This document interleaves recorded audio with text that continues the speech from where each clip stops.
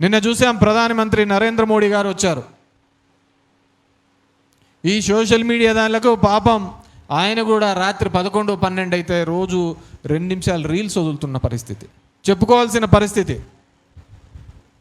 నిన్న మన వైజాగ్కి రావడం జరిగింది. వైజాగ్ వచ్చి ఆయన ముందు రోజు నేను చాలా బాధపడినాను, నా తల్లిని వీళ్ళందరినీ కూడా క్షమించినాను అని చెప్పేసి ముందు రోజు వీడియో రిలీజ్ చేసి రావడం జరిగింది. నాకు తెలిసి అది దేశంలోని యువత గురించి కాదనుకుంటున్నా, చంద్రబాబును చూసి రిలీజ్ చేసినాడు అనుకుంటున్నా వీడియో. ఈ దేశంలో మొట్టమొదటిగా ఎవరైనా కానీ ప్రధానమంత్రి కుటుంబాన్ని, ప్రధానమంత్రి భార్యను తిట్టినా కానీ, రోడ్డు మీదకి తీసుకొని వచ్చి మాట్లాడినా కానీ అది ఎవరైనా ఉన్నారు అంటే ఈ దేశంలో మొట్టమొదటిది చంద్రబాబు నాయుడు గారే అని చెప్తా. ఆయనే మొదట మాట్లాడేది. ఆయనే ఢిల్లీలో పెట్టినాడు, who is Narendra Modi, what is his identity, I am Lokesh father, who are you Narendra Modi అన్నాడు. ఈయనే మహానుభావుడు. 2 నిమిషాలు వీడియో పెడతా, బాగుంటుంది ఆయన మాట్లాడేది.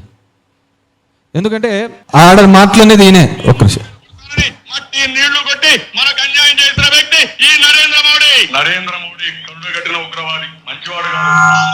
2000 మందిని చంపేశారు. నరేంద్ర మోడీ ఈ దేశంలో ఉండడానికి అర్హత లేదు. భార్యనే చూసుకునే వాడు దేశాన్ని చూసుకుంటారు, కుటుంబాన్ని చూసుకునే వాడు దేశాన్ని ఏం చూసుకుంటారు అడిగారు.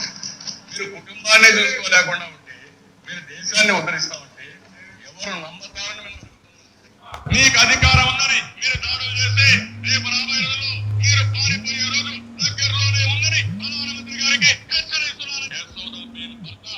నరేంద్ర మోడీ అలాంటి ఆవిడ దూరంగా పెట్టి మీరు మాట్లాడరు. విడాకులు కూడా ఇవ్వకూడదు. You're asking Mr. Modi, who is he? Who is he? Okay. You are having an identity. You talk about triple talaq. What about you? You're talking about Mr. Modi's wife. Yeah, I'm asking straight question. Isn't this making it very personal, sir? No, but really it is personal. ప్రచార ప్రధానమంత్రి, మాటల ప్రధానమంత్రి, చేష్టల్లో చూపించలేని ప్రధానమంత్రి. Note రద్దు వచ్చింది, ఎవరికైనా లాభం వచ్చిందని అడుగుతున్నా. ఇది ఒక పిచ్చి తుగ్లక్ చర్య.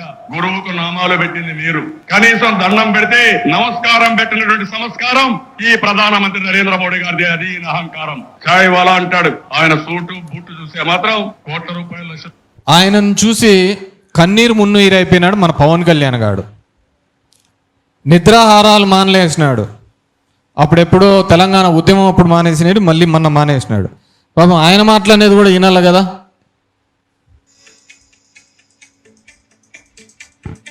నరేంద్ర మోదీ గారికి ఎందుకు సపోర్ట్ చేశాం, ఏదో చేస్తారని నమ్మకం. కానీ స్పెషల్ కేటగిరీ స్టేటస్ ఇవ్వకపోగా స్వచ్ఛ భారత్ అని చెప్పి 32 టన్నుల చెత్త తీసుకెళ్లి గోదావరి జిల్లాలో, గోదావరి నదిలో పడేశారు. అది మనకి ఇచ్చింది. అది భారతీయ జనతా పార్టీ చేసిన స్వచ్ఛ భారత్.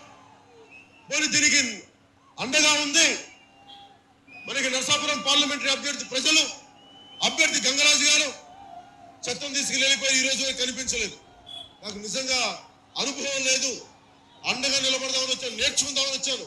ఈ రోజున వారి అనుభవం మన సమస్యలకు పరిష్కారం లేనప్పుడు, మనకి Bharatiya Janata party special category status కి నిలబడినప్పుడు ఎవరు కూడా గోదావరి జిల్లాలో కానీ ఆంధ్రాలో కానీ భారతీయ జనతా పార్టీ నమ్మకం కోల్పోయింది, వారి స్థానం కోల్పోయారు ఆంధ్రప్రదేశ్ లో.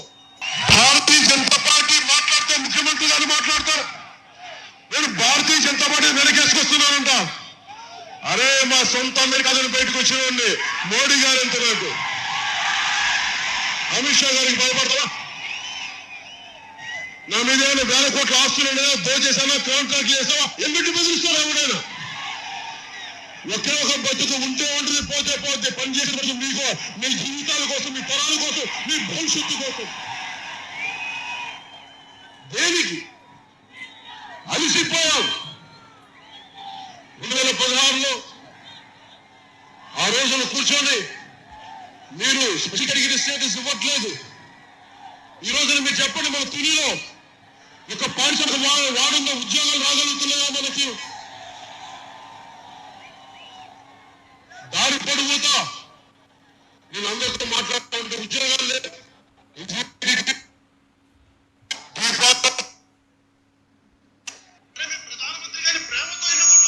ఇట్లా ఇంకా వాళ్ళ బావమరిది బాలకృష్ణ అయితే బుల్బుల్ బుల్బుల్ అని మాట్లాడు ఆ రోజు. నిన్న చూస్తే ఆ స్టేజ్ మీద ఇట్లా కరుచుకొని బాగున్నారా బాగున్నారా బాగున్నారా బాగున్నారా అని. ఈ ఆడదరిద్రాలని మనకే పడతా ఉంటాయి. ఎక్కడ లేనివన్నీ వీళ్ళు చేసే వ్యవహారాలన్నీ జనాలు గమనిస్తున్నారు అనుకుంటున్నాం. మనం ఏం చేసినా చెల్లుబాటు అవుతుందని. మొన్నటి వరకు నరేంద్ర మోడీ కానీ ఇంకోరి గురించి మాట్లాడాలంటే ఆలోచించేవాళ్ళు, విశ్వగురు అని ఇదని. ఒక ఎలక్ట్ అయిన పర్సన్ని ఈరోజు ఖచ్చితంగా అకౌంటబిలిటీ ఉండాలా, జవాబుదారీతనం ఉండాలి. ఆ జవాబుదారీతనం కోసం యువత ముందుకు రావాలి, పోరాడాలి అనే దానిలకు మొన్న జరిగిన ఒక ఉద్యమం, ఆ ఉద్యమం అనేది స్ఫూర్తి అని మనందరికీ అని చెప్పేసి తెలియజేసుకుంటున్నాం. ఎందుకంటే ఇదే పవన్ కళ్యాణ్ మాట్లాడినాడు రోజా గారిని, ఏమ్మా డైమండ్ రాణి అని చెప్పేసి మాట్లాడినాడు. ఈరోజు ఆయన అంటే ఇతనికి కన్నీళ్ళు వస్తానంట. నీకు రాకూడదు నాయనా. ఎందుకంటే గతంలో లోకేష్ మా అమ్మని తిట్టినాడు అని చెప్పిన, లోకేష్ మా కుటుంబాన్ని తిట్టినాడు అని చెప్పిన, తెలుగుదేశం పార్టీ ఆఫీస్ నుంచి నా కుటుంబాన్ని ఇబ్బంది పెడుతున్నారని చెప్పి తిట్టిన, మళ్ళీ వాళ్ళతో కలిసి తిరుగుతున్నప్పుడు మనకెందుకు రావాలయ్యా కన్నీళ్ళు, మనకెందుకు రావాలయ్యా బాధలు? అలాంటి వాళ్ళు నువ్వు నరేంద్ర మోడీని చూసి బాధపడతాను అంటే ఇంక నేను నటన కాదని చెప్పాలా, ఏమని చెప్పాలా? ఈరోజు దేశవ్యాప్తంగా జరుగుతున్న ఉద్యమంలో ఎంతోమంది బయటకు వచ్చి మాట్లాడినారు. సెలబ్రిటీస్ పోలీసుల మీద జరుగుతున్న చర్య తప్పు అని చెప్పి విభేదించినారు. ఏమైనారు మన ఆంధ్రప్రదేశ్లో ఉన్న సెలబ్రిటీస్, తెలుగు రాష్ట్రాల్లో ఉన్న సెలబ్రిటీస్ ఎందుకు మాట్లాడలేకపోయినారు? పద్మశ్రీలు పద్మవిభూషణ్లు పోతాయనే, అవి పోలే ఇచ్చిన తర్వాత. ఇన్కమ్ ట్యాక్స్లు, ఈడీలు, ఐటీలు లేకుంటే సిబిఐలు రైడ్లు చేస్తారనే. మీరంతా సినిమాల్లో హీరోలుగా ఎందుకు అయ్యా చేసుకుండేది? మేము కొండవీడి దొంగ సినిమా అప్పుడు చూస్తూ అంటే దాంట్లో ఆమె కథరా చెప్తా ఉంటుంది, కష్టాలు ఉన్నప్పుడు వస్తాడమ్మా అంటే వస్తాడమ్మా, వాడు తెల్ల గుర్రం మీద నల్ల ముసుగేసుకొని నల్ల కుక్కేసుకొని వస్తాడంటే ఓ బ్యాక్గ్రౌండ్లో ఎదురే నాకు లేదు నన్నెవడు ఆపలేడు అని వస్తాడు పాట. ఇప్పుడు ఎవడున్నాడు? విద్యార్థులు, వేల మంది విద్యార్థులు ఆడ కొడుతుంటే, తన్నలు తింటూ ఉంటే మాట్లాడలేని పద్మవిభూషణ్లు, పద్మశ్రీలు పద్మ వ్యూహంలో చిక్కుకున్నారంతా. మళ్ళీ మీరు సెలబ్రిటీలు అనేది ఎందుకు, మిగతాలు ఎందుకు మాట్లాడాలా? సామాజిక స్పృహ లేని వాళ్ళు మీరు ఎందుకు అవుతారు సెలబ్రిటీలుగా? దాంట్లో ఏదో మాట్లాడినారని ఒక 15 ఏళ్ళ ఆడపిల్లలుగా ఇన్స్టాగ్రామ్లలో ఉన్న వాళ్ళు బండబూతులతో తిట్టిస్తున్నారు వాళ్ళను. మన రాష్ట్రంలో కూడా అది అలవాటే. ఎవరు మాట్లాడతారో వాళ్ళను బండబూతులు తిట్టియడం అలవాటు. దీనికి పార్టీ ఆఫీసులు నెట్వర్క్ నడిపించేసి కూడా దాని మీద బాధలు రాలే, తలకాయలు పగలగొడుతున్నారు. రోడ్డు గడ్డంగా నిలబడి ఈ దేశం కోసం అని చెప్పి నిలబడిన వాళ్ళ మీద కొడుతున్నా కానీ, ప్రైవేట్ వాళ్ళతో కూడా కొట్టించినా కానీ వాళ్ళని చూసి చెల్లించలే పాపం. మోడీ గారిని చూసి చెల్లించే, మోడీ గారు అతనికేం ఇది కాదు, క్షమించినానని చెప్పినది మిమ్మల్ని. మీరు నా మీద ఎన్ని పనికిమాల మాటలు మాట్లాడినా కానీ మిమ్మల్ని క్షమించినానయ్యా అని చెప్పి. దానికి చంద్రబాబు నాయుడు గారు కూడా గతంలో నేను అమరావతి దోచుకున్నా కానీ మీరు చూసినట్టుకున్నారు కాబట్టి అందరూ ఆయనకు సపోర్ట్గా ఉండండి అని లేచి క్లాప్స్ కొట్టండి అని ఆయన కూడా చెప్పడం జరిగింది నిన్న మీటింగ్లో. ఎవడు ఓపెన్ చేసినారు, ఎవరు స్టార్ట్ చేసినారు, ఏంది చేసినారు? కాబట్టి వీటన్నిటి మీద కూడా ఈరోజు దేశవ్యాప్తంగా కూడా జరుగుతున్న చర్చ. నేను ఇప్పుడే చూస్తాను, బీహార్లో బై ఎలక్షన్ జరుగుతుంది. మొన్న కొత్తగా అయిన బీజేపీ ప్రెసిడెంట్ ఎమ్మెల్యే నుంచి రిజైన్ చేసి బీజేపీ ప్రెసిడెంట్ అయినాడు, నబీన్. ఈరోజు రిజల్ట్స్ 5వ రౌండ్లో 6వ రౌండ్లో అయిపోతే ప్రశాంత్ కిషోర్ చేతిలో వెనకంజలో ఉన్నాడు. ప్రశాంత్ కిషోర్ చేతిలో వెనకంజలో ఉన్నాడు. నేను ఎందుకు చెప్తున్నానంటే వాళ్ళిద్దరు నాకేం చుట్టాలేం కాదు.